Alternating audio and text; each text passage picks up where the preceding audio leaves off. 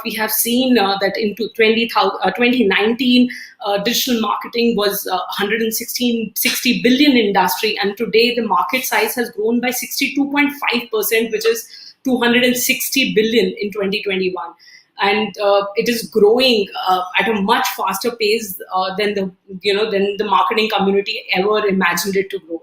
The internet penetration numbers, the growth rate has, or the penetration of mobile in the emerging Indian market has again been at a all-time high, and we are expected to reach a 900 million or hit a 900 million internet users by 2025.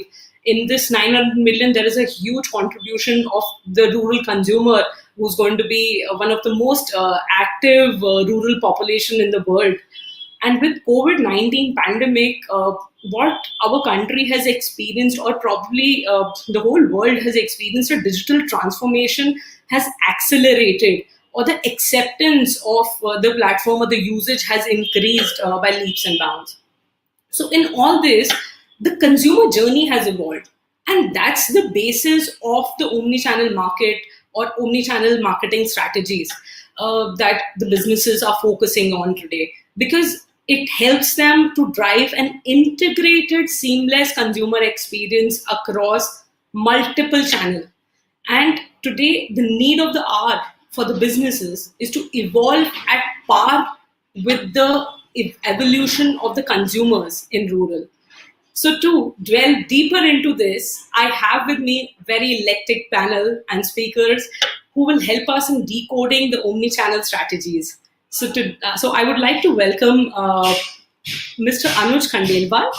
He's the lead direct to consumer and emerging markets in Dr. Reddy's. Anuj has had a very interesting journey wherein he was working with Nestle, wherein he created go-to-market strategies to penetrate deeper with the noodle and the beverage category, and specifically noodle portfolio, which was focused at expanding in rural. And his much recent stint was with ITC, and wherein the whole idea, the thing that he was leading was digital e-commerce and D2C, and he was leading the project on itcstores.in, which is a step for ITC to move probably to an omni-channel approach. And currently, he's working with pharma industry, and he's leading Dr. Reddy's D2C initiative. So welcome, Anuj. We are really looking forward of all your learnings and how exciting this whole decade journey has been for you, and what is your approach and what is your take on the omni-channel strategies, and how you think that the businesses in India would need it to grow in emerging markets. Thank you, Saloni. All of a sudden, I feel really old. Didn't really hit that it's been more than 10 years working in this industry. But thank you nevertheless. Looking forward to the session. Thank you, Anuj. Now, I have another very eclectic speaker with me, Sami Shaikh. Mr. Sami, he heads sales and marketing. He's one of India's very, very dynamic marketer and dynamic young who's been working in the space of home and personal care. He's passionate about building brands and has gotten a lot of digital and product development, brand development transformation through his out-of-the-box GTM strategies in the FMCG industry. He's currently leading and heading marketing and sales for Future Consumers. So, Sami, thank you so much for joining in, and we are really looking forward to this interesting discussion with you today. So yeah, thanks for that warm welcome. So I'm equally excited, and it is something that it's a space that must be spoken about, and it is discoverable. So equally excited for the next 1 hour of the session. Looking forward for it. Thank you so much. So to set the session, this generation even in rural or across, they're born online. We have seen that businesses have gone online even from small towns and villages. And as I said, that rural consumer is evolving at a stupendous pace, and the purchase life cycle of a current rural consumer has evolved. And India, for that matter, has seen its biggest of businesses growing through omni-channel strategies, maybe businesses that were born online and are, now going offline, or vice versa. We have examples of Lenskart and Chroma stores and Pump Cart, who are predominantly, exploring the space of omnichannel.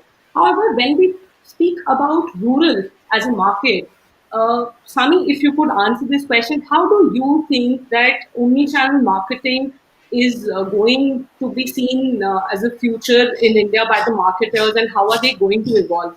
Because the consumer is evolving, and today he, even a consumer in rural, is searching for any kind of the reviews of the product that he's buying. He's making a very, very informed call. So, how do you think it's going to change a marketer's perspective to capture rural? So it's a known fact in India that the rural population offers a lot of potential, okay, to marketers, and the only reason why this market is not leveraged so far, because there is a limitation of access. Okay, over a period of time, it is thought, okay, so there's a good old saying in marketing that you follow the MATS criteria, okay, which means the market has to be measurable, addressable, accessible, right? Or for a long period of time, this market is not as as addressable as it is, okay, by the larger brands. Okay, so for a long period of time, this consumer is kind of ignored. And there is a good old saying that has his weight in gold, that the fortune lies at the bottom of the pyramid. Anybody who's put thought behind this market try to leverage, right? We had this Khan Kajura station of HUL, which just completely changed the dynamics. Okay, so there's a lot of aspiration in that market. Okay, whether we like it or not. Okay, hardcore FMCG companies understand that distribution is a cost intensive channels to reach out consumers. There is amount of personnel that needs to be deployed to physically reach out. Okay, that's where digital has taken lead. Okay, that's where it is kind of disrupted the market, I would say that. So that has brought about opportunities. Now we say that in India, at some point we used to call it media dark geographies, because we cannot reach, we cannot communicate with that those some of those consumers. While that's a large part of market, as a brand manager, what do I do? Okay, unless and until, like I said, the MATS criteria, until and unless I'm able to address that market, reach out to them, communicate with them, I can't do anything. Okay, I've had my hands tied. With the advent of digital as a medium, okay, it is completely changed the game. Okay, all of us knew that the mobile penetration in India is far off than you say that a TV penetration. Okay, so with brands and with channels which are coming up with interesting approaches to reach out to these consumers, there is a lot of excitement to address this model. Okay, you would be, while we talk about so much about value added products, something as basic as a chick shampoo sachet that completely disrupted the shampoo segment and had them really leverage this industry. There are very few examples, unfortunately. That's where digital as a medium comes in, and we are excited as brand managers, therefore, to say that if not the metros, which are extremely competitive when it comes to advertising and reach, basically because you have the big monies of the big FMCG companies, so-called big FMCG companies, which just focus and concentrated. So it's an extremely competitive and hard turf to compete. That's where rural has been emerging, and there are innovative ways where companies. Okay, so Anuj is there on the panel who will talk more about on that. There are innovative ways, and as a brand manager for the company, wherein we have a portfolio of product. Okay, so how do I reach these markets which maybe on the competitive index is slightly lower to the metros? There is a lot of aspiration and there is a gap there. Okay, the competitive index is not as much as in the metros tier 1. There is enough gap there, and pandemic has changed a lot. Okay, how we looked at marketing pre-pandemic and what we look at marketing now, it's a different ball game altogether. So there is, I would say, a lot of focus and a lot of innovation that has happened in this market, that is fueled a lot of brands to think different. Okay, you are not no longer following the ABCD of hardcore marketing, wherein you advertise, you say that there's no outlet wherein the consumer will purchase my product. Now you have a different ball game. He can look at the product, have it delivered to his place, through his mobile phone. So you have a different method of accessing the consumers. This is making the brands think hard about their products and geographies, and coming up with innovations to reach this so-called ignored consumer, which was you would say that, erstwhile, because of the cost intensive medium that it was, basically. So that's what I would say, that, as a brand manager, I'm constantly thinking that, how can you probably get there. There is a gap in the market. How can you address this consumer? Okay, if I get a medium like a D2C, wherein the communication is seamless, that will totally change the game. It will give me an advantage for my rank and file to, communicate and sell across to the consumer. Yes, yes, very aptly put. Anuj, what would be your views on this? That how this is omni-channel strategy looked at by the brands today? Yeah, I think I'll agree with what Sami also said, that earlier when we would have sort of looked at, let's say, 5, 7 years ago, a huge chunk of the country would be considered as a media dark kind of a region wherein your traditional channels of communication, media marketing, etc., are not present at all. So, for example, till recently, if you look at Northeast India, which is possibly one of the more affluent regions when you look at consumer buying capacity, uh, there are still regions where we don't see a lot of traditional media working. Has the supply demand been an issue? I don't think so, because you see a lot of local players which are there. It's just the national brands which find it a little more difficult to penetrate and reach out to these places. So there are enough and more examples of, let's say, localized noodle brands which are there. There are biscuits brands which are possibly operating in a radius of, let's say, 200 kilometers odd, and after that the brand changes to something else.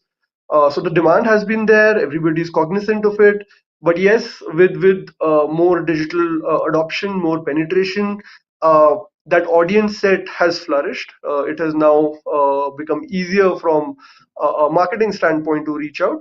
I think what I would like to add is that even pre-pandemic, the infra boost which has also happened, in the sense that while there has been a lot of impetus on commerce going online, uh, the infra build up so as to ensure physical delivery of the product is something which has also been bolstered massively. If you look at it from that perspective, if you look at right now the reach that the last mile delivery partners have, you can easily look at anything between 20,000 to 22,000 pin codes where a delivery can happen, and it can happen directly from your manufacturing unit. Therefore, you can cut margins and optimize spends and push more into, let's say, your profitability, or maybe into your marketing spends.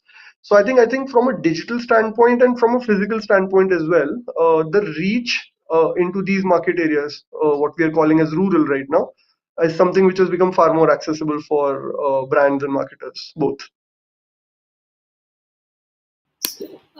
Apart from creating a specific e-commerce, so when we talk about FMCG, probably the margins that we're operating on is way lower than other categories. We play on volume in that particular segment.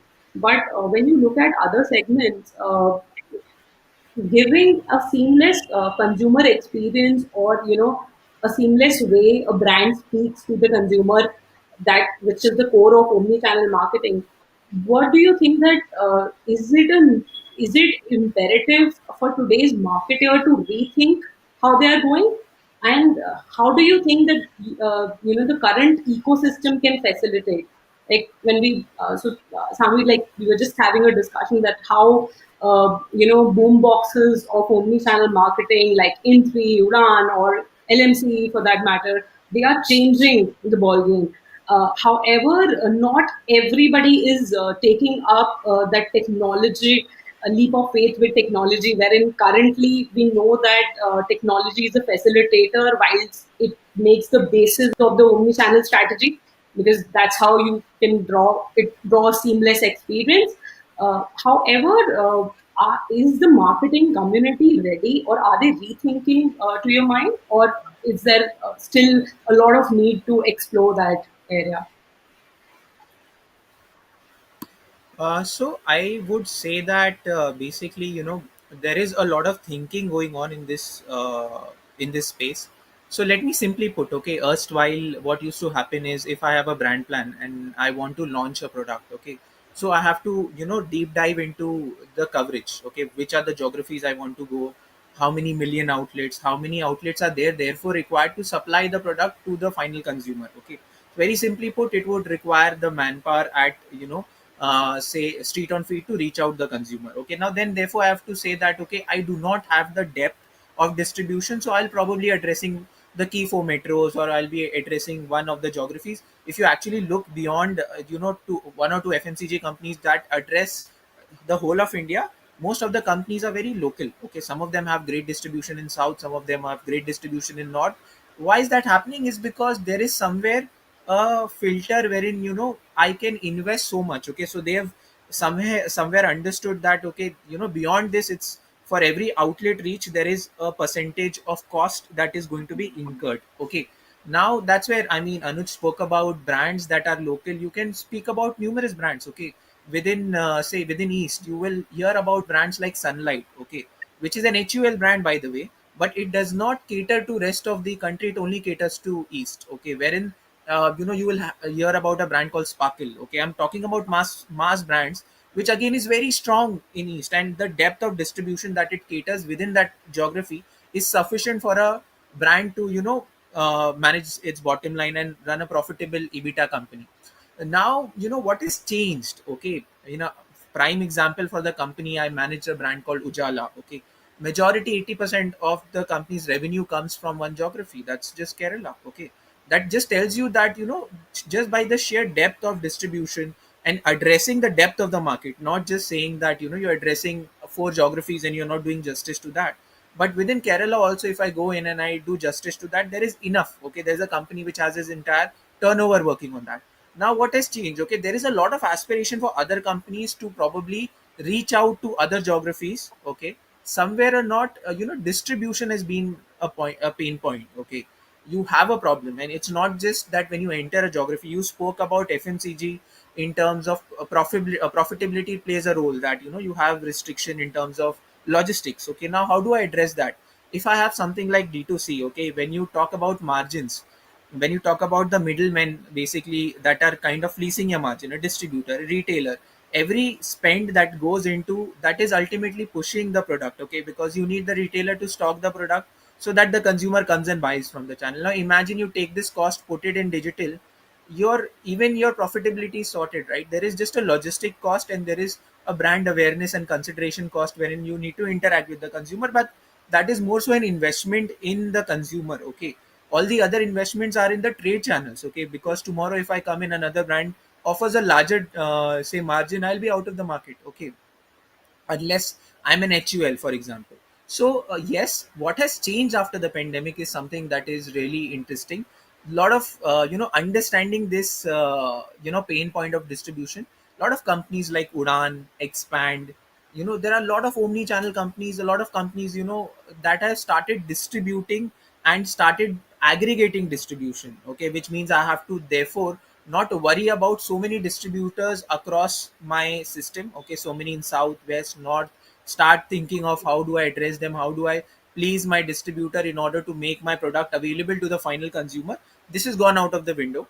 There is one simple technology led distribution channel who I go to. Okay, let's say if Udan tells me that I can, probably deliver the product or make the product available to 1 lakh retailers. Now imagine pre-pandemic how many such distributors I would have to reach out, how many salespeople, how many TSOs were required to ensure that 1 lakh outlet coverage. Now probably with technology coming in play, with leveraging an aggregator like Udan, you can, reach out to so many consumers. So you need to get your preposition right, you need to spend maybe some point on communication, you are getting that reach. So distribution is not dictating brand. Okay, erstwhile it was distribution which was playing a very important role. Similarly, now there are a lot of channels. Okay, quick commerce, the whole reason why quick commerce is playing a role is now you can get the product delivered to you in about, 15-20 minutes of time.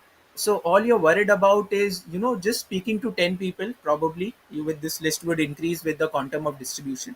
But if I speak to 10 people, align them what my product is, and, get the four ticks that is needed to, service that market, I am sorted, right? I don't have to worry about reaching out to so many distributors, so many salespeople, communicating what I have to put across as a brand, and communicating and building coverage. So a lot of time therefore is spent on, filtering the preposition and on the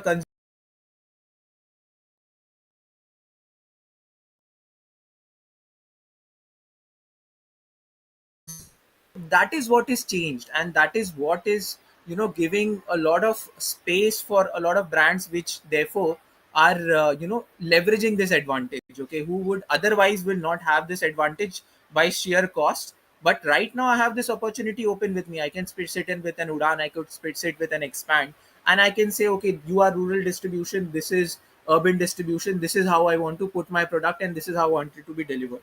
My focus is shifted now on product proposition and communication, and less energy is spent on distribution. So that's what is completely changed the game. Like I said, 4 or 5 phone calls to the right channels, and I can get my product listed and it is done. Okay. Unlike speaking geographies, coverage, speaking to each of the market, crafting my communication, then worrying about how this product will be finally delivered to the communication. That was the old marketing. This is completely changed, and there's a lot of scope now for you to therefore deliver the right product to the right consumer. Distribution is not dictating marketing for you in the current scheme of things.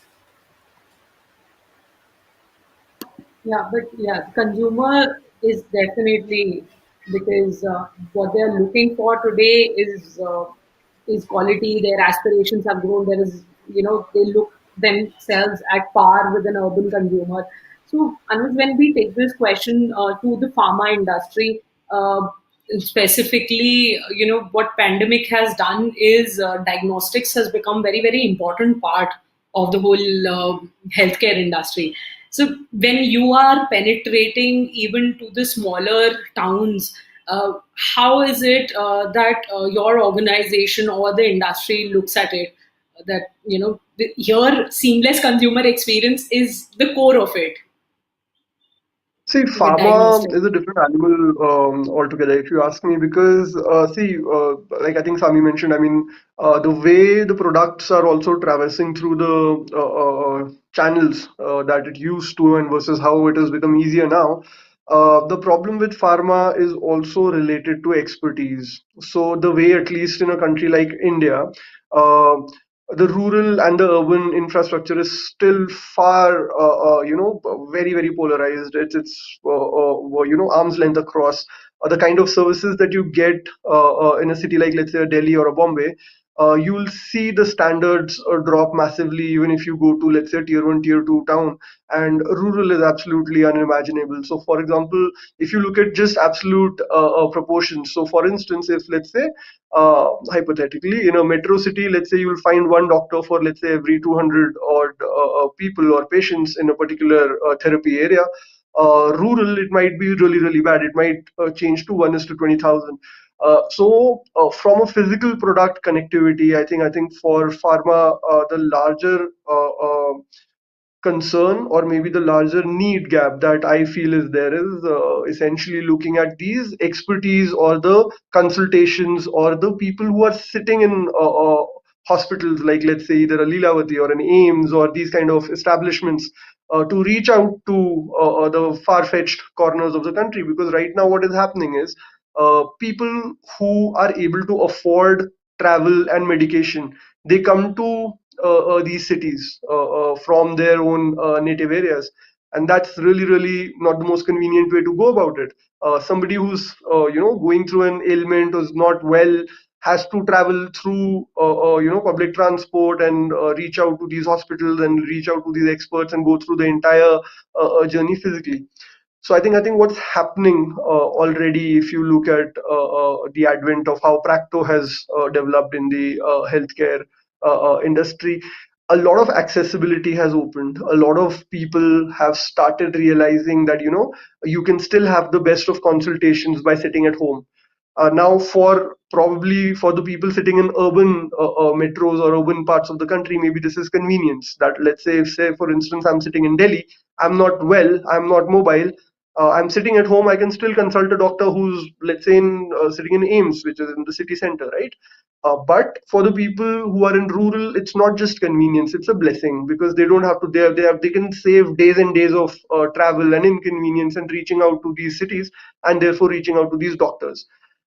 Second part, which is a little more developed or easier, is that once you have the consultation, once you have the prescription, the availability of the drugs or the availability of food supplements or etc etc, these are things which can be latched onto, like what we've already discussed, in the sense the infra when it comes to service delivery, product delivery, that is something which is already matured to a certain extent, where you can reach out to, like I said, 20,000 odd pin codes. So once you have the prescription from the city itself, you can order the medicine and it can be couriered at and dropped at your doorstep. So from a pharma standpoint, I think the challenge is still very different from what is there in from an FMCG standpoint. Like Sami mentioned, if you have to look at margins, and if the margins can justify, then of course you can. The entire world is your oyster. You can reach out to every nook and corner of the country.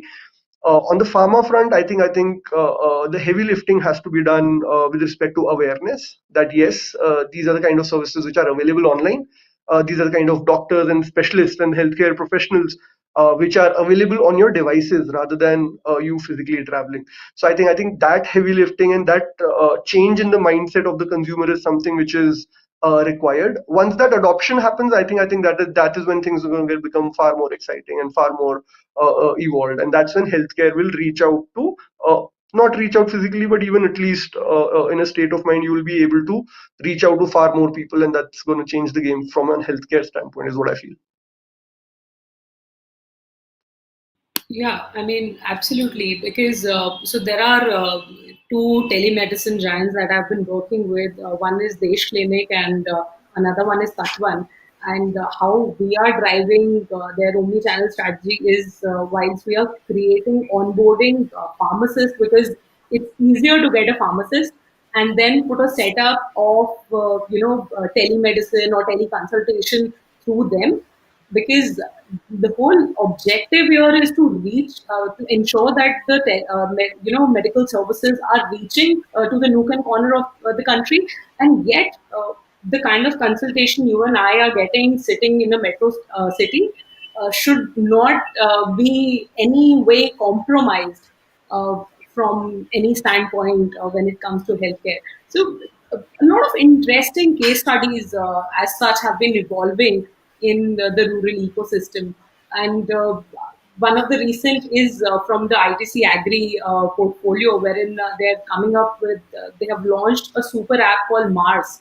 And it is predominantly wherein now a farmer does not even need to go to a mandi to sell his output. He can sell it to his nearest FPOs. They're going and collecting the output from his farm. They're going and selling the input. He just needs to, follow a two-step process to apply for credit. There is advisory, which is very, very specific to the geography. So definitely, this omni-channel approach is somewhere changing the ecosystem of all the businesses and various businesses. For instance, when we talk about Mahindra or any automobile giant also, so across industry we are seeing a revolution. And more so post pandemic, I think all the efforts, and as both you and Sami, you mentioned that it is accelerated, and the perspective of a marketer, is now looking at the consumer from a very different lens.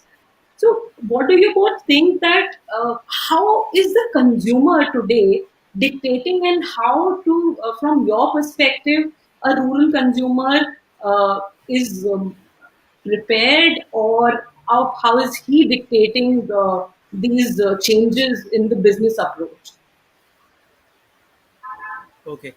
So I would say that because the market is lot more accessible in terms of now the distribution piece, so therefore you get to focus back on the consumer. Okay, so that erstwhile assumption of you have to work hard. Like I said, there's a lot of heavy lifting that is still required to make the consumer aware. Okay, therefore as long as he's aware, he knows about it, those assumptions that you just place the product and the consumer will say and it will sell, or or the per capita consumption, or all those matrices that these categories won't sell. Okay, now I had a unique case study wherein we were trying to actually understand, okay, say low involvement products in home care. There is a lot of low involvement product, and what has happened is post the pandemic there has been a lot of focus on home hygiene. Okay, which means the consumers are no longer, erstwhile what used to happen is this consumer, how you were treating this consumer was he's buying laundry detergent,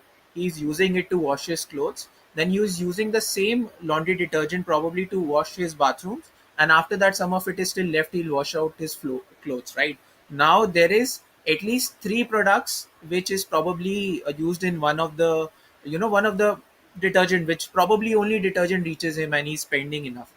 Another example would be, there are products, I would take names of brands that are, ghari for example, very strong in north. So ultimately that consumer is using it to wash his clothes, okay, probably some of it is still used to washing of utensils.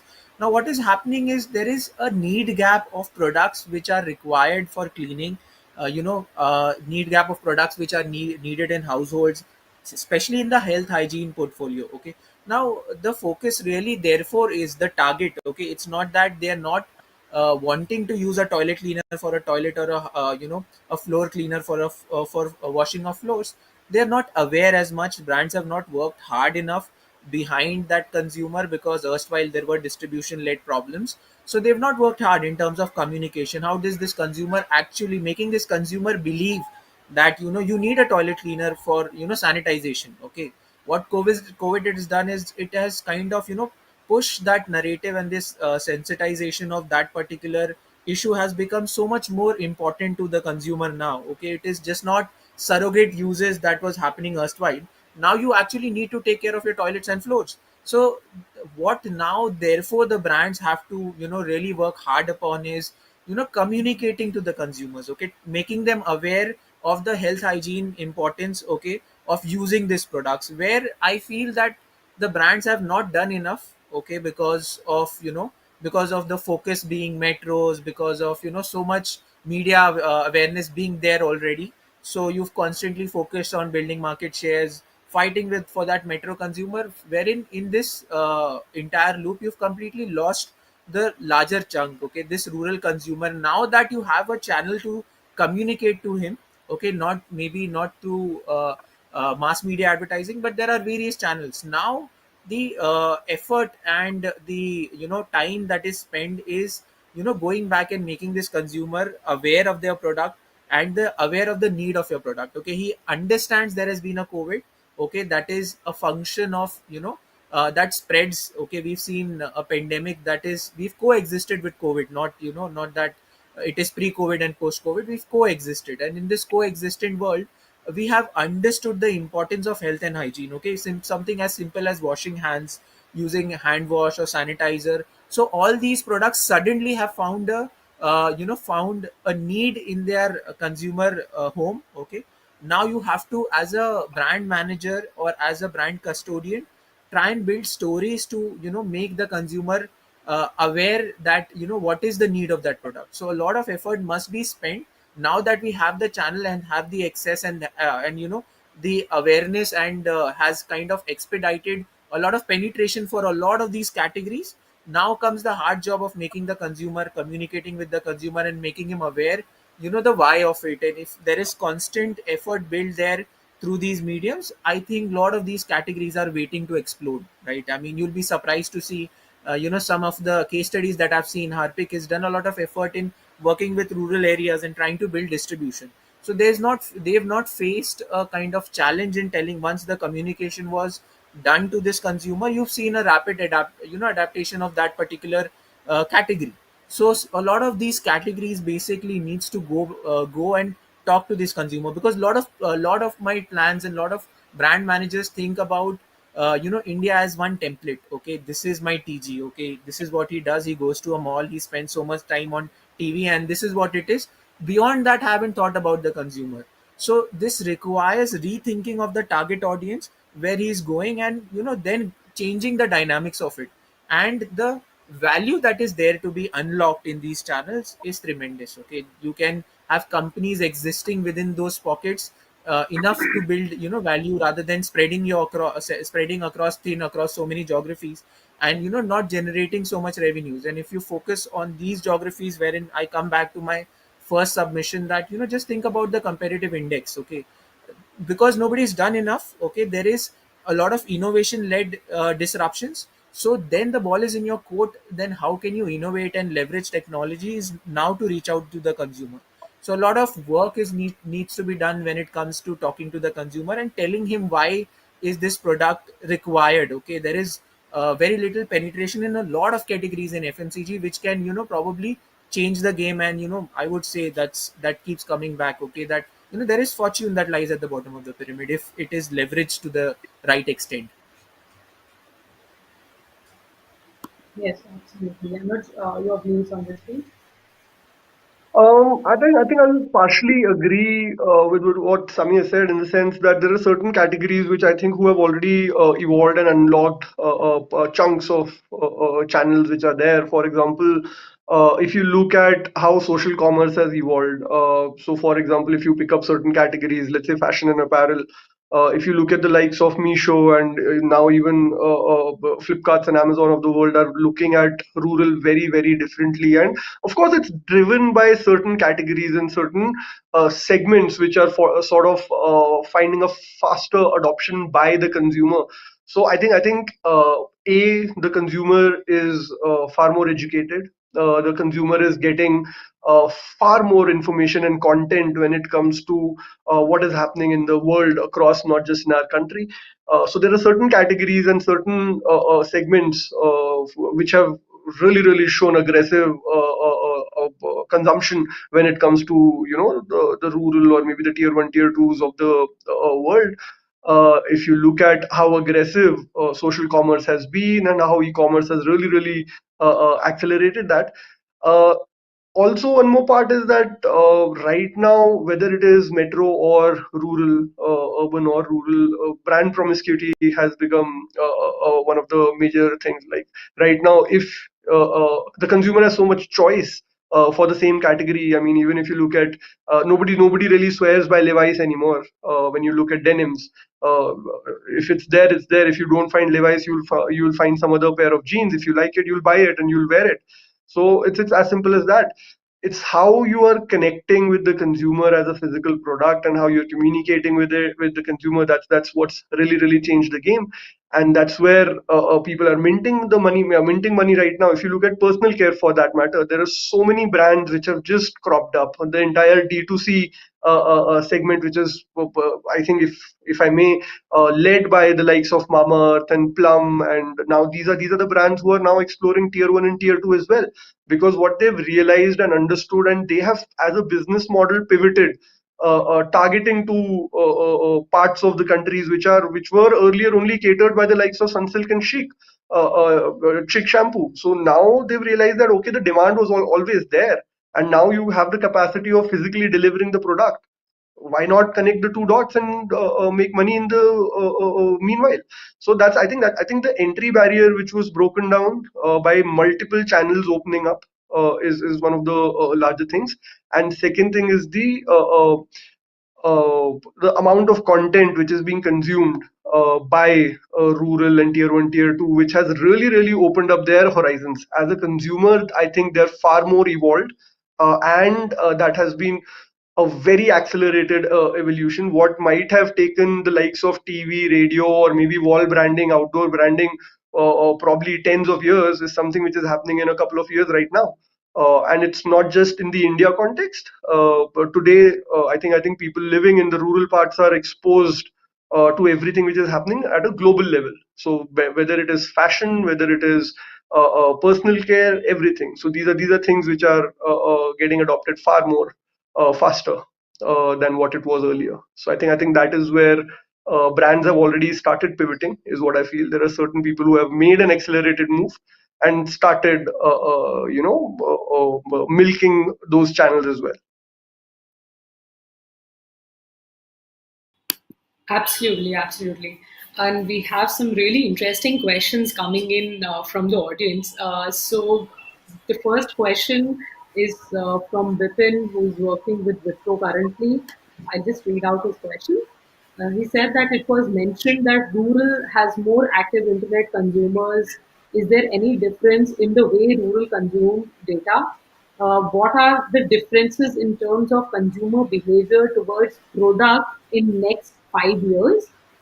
And third part of the question is, are we going to witness some sense of premiumization of branded product preference even in FMCG sector? So the first, I'll just break this. There are three different questions. So let's answer that one by one. First is he's saying that we mentioned that active internet consumers are going to grow. Is there any difference in the way rural consume data? So anyone of you who would like to take that question?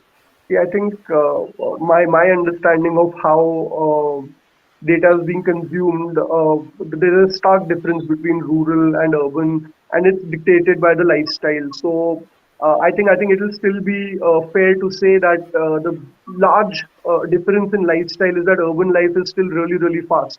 Because we are people who are rushing to go to office in between meetings, and we have a very uh, monotonous, structured kind of routine.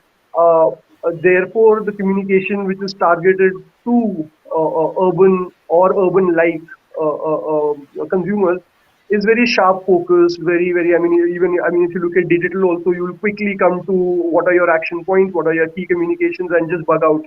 Whereas when you look at how you would want to target rural, and historically that is how it has been, it is largely content driven. It is still you have the liberty of storytelling. When you look at it from a marketeer's standpoint, you can still afford to look at platforms which can give you a little more than 30-second, 60-second kind of cuts. Whereas when you look at urban, I mean, it's just a flash and pan kind of a communication. You blink and you miss kind of a thing. And if the consumer gets something out of it, you will have an attention span of a few seconds. I mean, even 30 seconds doesn't make the cut right now. I mean, if you look at it from an OTT standpoint, or even when you look at IPL as a branding tool, you look at 6 seconders, you look at 15 seconders. Whereas when you look at rural, it's the exact opposite. There's a larger storytelling, there is larger product placement in content. And if you look at it, that's what the strategy which has been working. When you look at, let's say, either an Insta influencer who's taking a far more time bandwidth, or the mind space when they're targeting to people who have a little more time to consume that content. So I think the lifestyle difference is still there, and that is what is sort of largely making sure that there is a different channel strategy when it comes to communication per se.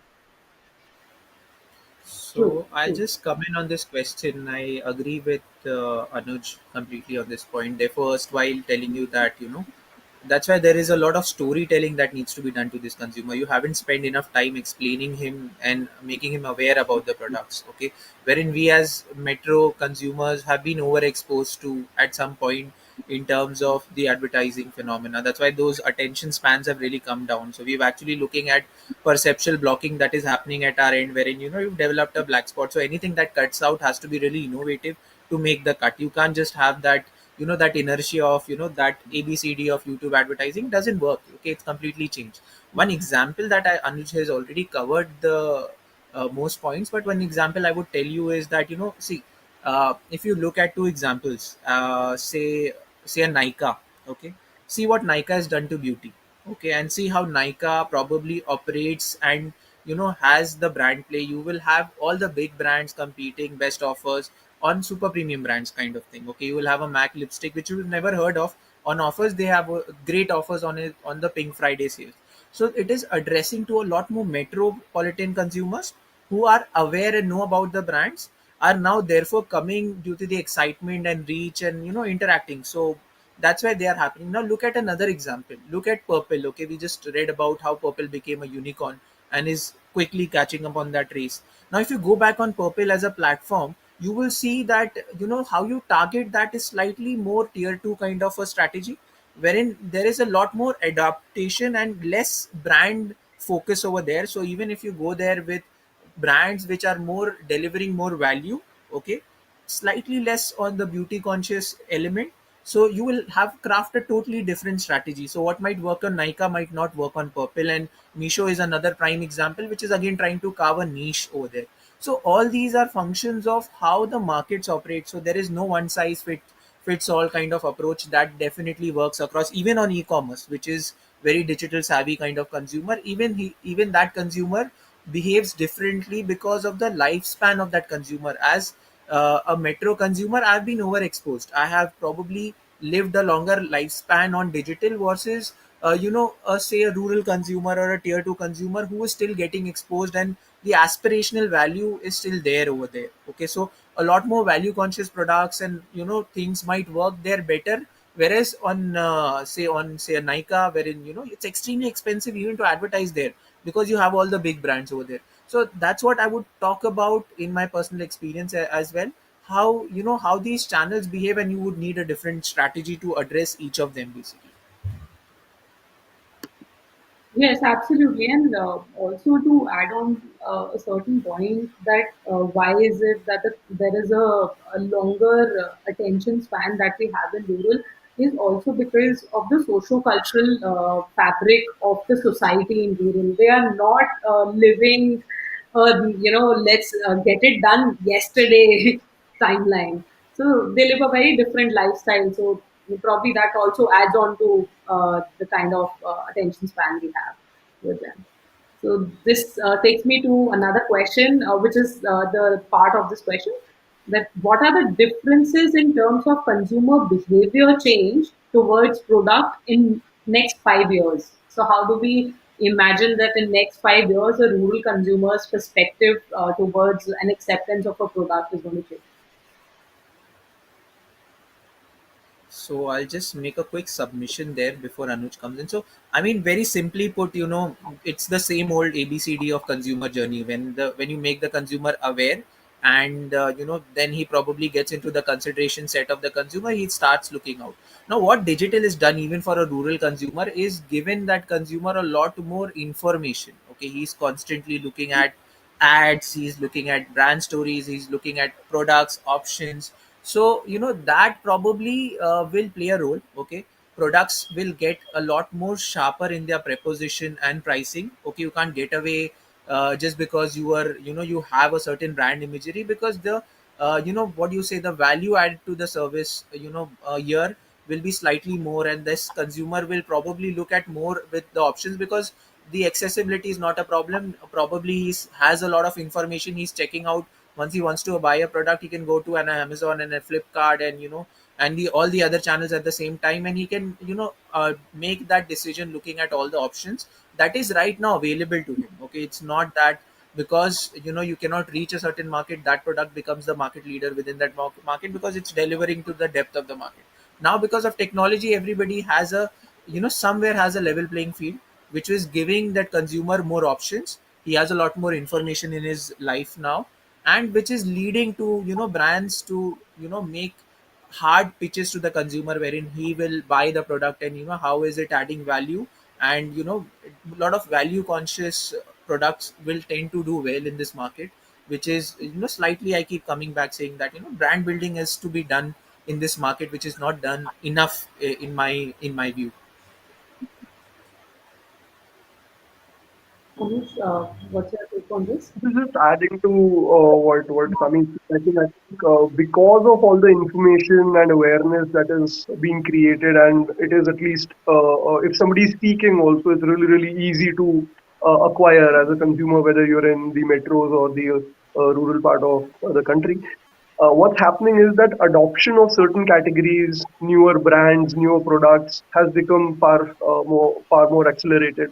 I'll give you an example. For earlier, what it used to be, you'll be dictated by a retail outlet, or you'll go to an outlet, you will see, let's say, a brand that you prefer, which is there. And in your personal life, you would have seen, Saloni, you would have been very apprehensive in looking at a substitute brand. So, for example, if you let's say if you use Surf Excel only, for example, you will be a little more apprehensive if Surf Excel is not there and any ABCD brand is there. You'll always think, oh my God, this is not an established brand. I've not seen or heard about it anywhere, and so on and so forth.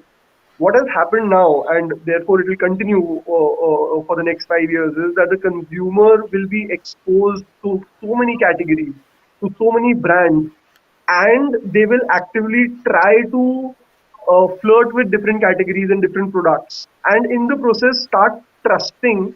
newer products and brands. So therefore, what is already happening, that the entry barrier which has already gone down for newer products and newer brands to form up, that will get further accelerated in my opinion, because the consumer will get that trust that okay, you know what, if I don't buy an HUL, maybe I'll buy a Mama Earth, maybe I'll buy a Purple, maybe I'll buy My Glam has also made some aggressive moves, right? So the options, the plethora of options that will open up will be immense, and the consumer mindset is something which has already started changing. That okay, you know what? If it's something 500 bucks also, 1,000 rupees also, let's just try it once. If it works, why not? And that cycle is going to get repetitive and therefore spread across multiple categories. The consumer is going to start exercising their choice far more freely, is what I feel, which was earlier not the case. Earlier you were inhibited, earlier you were mentally tied to stick with certain brands and preferences, the communications which have reached to you, what you've read, and what mindset you have towards those brands. So I think both these cases will have to sort of fight each other and try to trying to win the consumer from a marketeer standpoint is going to become far more challenging. But for the consumer, it's going to be an easier or a more convenient lifestyle, is what I foresee. Absolutely, absolutely. There are two more questions, and probably then we will not be able to take more questions, Abhar. It can be shared offline with us, wherein our speakers can still take the questions offline. Is that okay?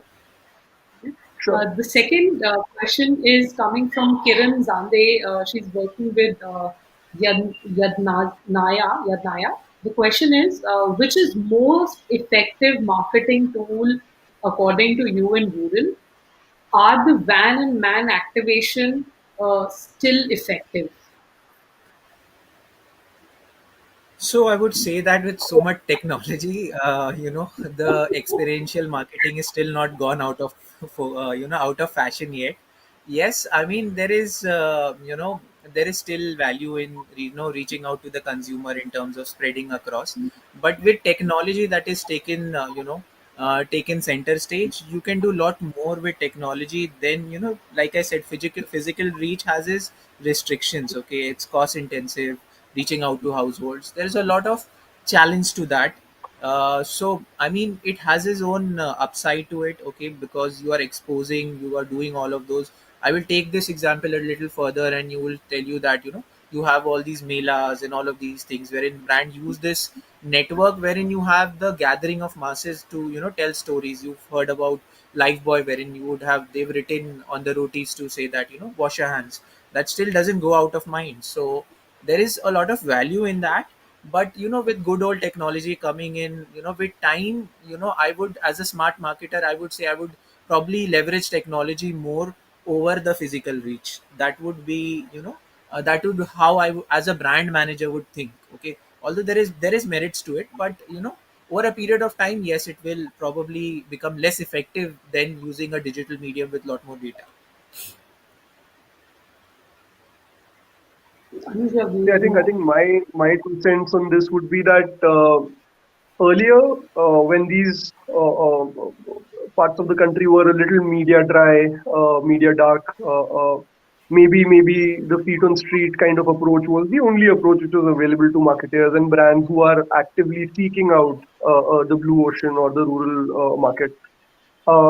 What is going to happen, or at least the way I have seen or we've run campaigns when we target rural, is that each channel will have its own purpose. So, for example, even in metros, when you look at it, when you do a media campaign, which is, let's say, a difference between a TV versus a print versus a digital, I think each channel serves a purpose, whether it is awareness, whether it is consideration, or whether it is conversion.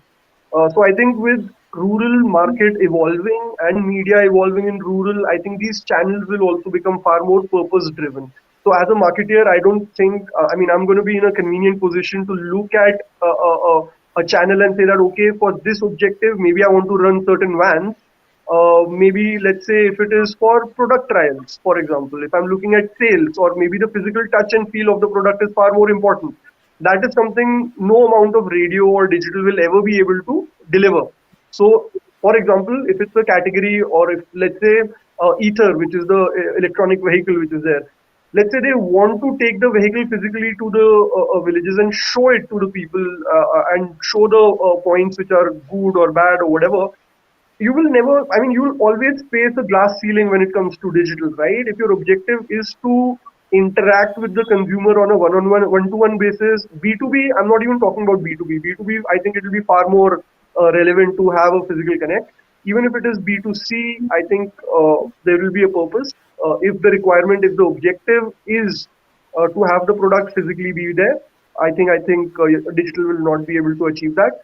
If your objective is going to be far more building communication, building your brand proposition, creating awareness, then I think at that level, digital is going to deliver on all matrices at a far more efficient prices than what any on ground activation can deliver.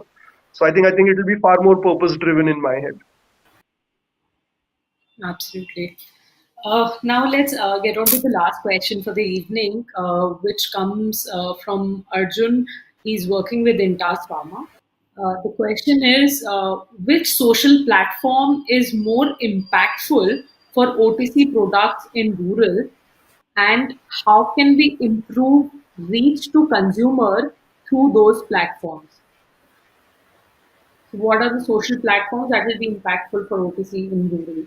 To better reach I out. think more than social, again, you'll really have to look at data from that perspective. But my understanding says that OTT is something which is far more adopted. And even in OTT, it's not the Netflix and Hotstar of the world. When you deep dive into rural, you see the MX players and the Chaka Chaks and these kind of channels which are regional, which are very linguistic, driven by languages, local languages. These are the channels which are getting consumed more, getting adopted more. Your daily active users and the time spent on each of these channels is far more evolved. YouTube has made some strong pathways inside, but I don't think if you look at any of the meta products, either if you say Insta or Facebook, I don't think they have really made a strong headway, or at least as aggressive as the likes of the local content players. That is my understanding. But again, I think there is readily available data, sliced and diced on multiple requirements. If you want to look at it from a rural versus metro split, you will get it. But my understanding is that it is a lot of content which is getting consumed pertaining to OTC products. I don't think there is a lot of data which is readily available over there. Which social channel has worked well from for an OTC standpoint? Because if you look at a lot of pharmacy networks, whether it is Pharmacy or NetMed or even Tata MG, they've not gone beyond 15, 20 cities right now. So they've not really scratched the surface when it comes to delivery of medicines from a hyper-local delivery model perspective. But a lot of medicines have been couriered otherwise, but there is no organized data to my knowledge on that. So I'll Hmm? just come in on this a very quick one while Anuj is taking that over. So the only thing, there is a very unorganized way of developing. While people know there is value, there isn't, channels is a problem there. All of your Tata MG and all these channels have not reached there. So you'll be surprised to see some of the brands which are just built. I don't know. I had come across a brand on YouTube through some of the news channels. I don't know, Maharishi Ayurveda. So I was surprised to learn about that brand because of the personal reach of that particular person within the geography. He would, so I studied about that business model. He would constantly advertise in all of the even news channels and all of that, and he would sit and write prescriptions. Okay, this will get delivered across these rural channels. It will actually physically get couriered, and he was able to, through that he was able to reach a larger chunk of the audience basically. And it was more so in terms of rural, wherein the it is more information seeking. Okay, see, what they are trying to, content plays a very important role there. because it is actually hungry when it comes to a lot of new age content and awareness and all of that. So brands which are ready to take that leap of communication and focusing and building hard hitting stories, wherein actually looking at that particular market, there are ways you can still address that. But right now, like Anuj rightly said, there isn't enough infrastructure that is being laid off for a brand to piggy bank and read it. So there's a lot of hard work for you if you're looking even at as an OTC product. You have to build the rail lines really to reach that consumer. Currently, it's not a piggy banking that will help you out to reach out. Just plug and play basically. True, true. Okay, thank you so much, Anuj. Thank you so much, Sami. It was a really interesting session. So to just conclude, the key points that were made were that currently the focus, whilst distribution is not going to be a bigger challenge for future, and there is technology is not just going to be an enabler but a driver to ensure your product is reaching last mile. But the idea is that the brands need to evolve from a consumer first approach, wherein because it's going to be an extremely competitive market, it is prevalent for brands to ensure that they consume the mind share whilst the shelf share will be, can be taken care of. And another very interesting point was the attention span of the rural consumer is comparatively better, and probably this is the right time to go and hit them and create a niche for your brand. Because as you know, with the coming times, it is going to become all the more challenging for brands to get into the preference set unless you're creating a niche for yourself.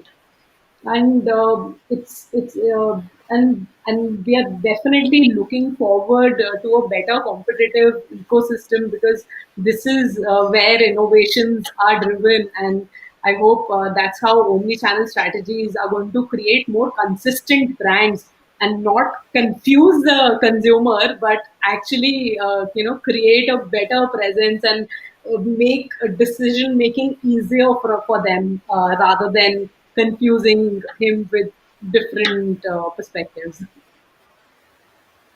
Thank you so much. Thanks.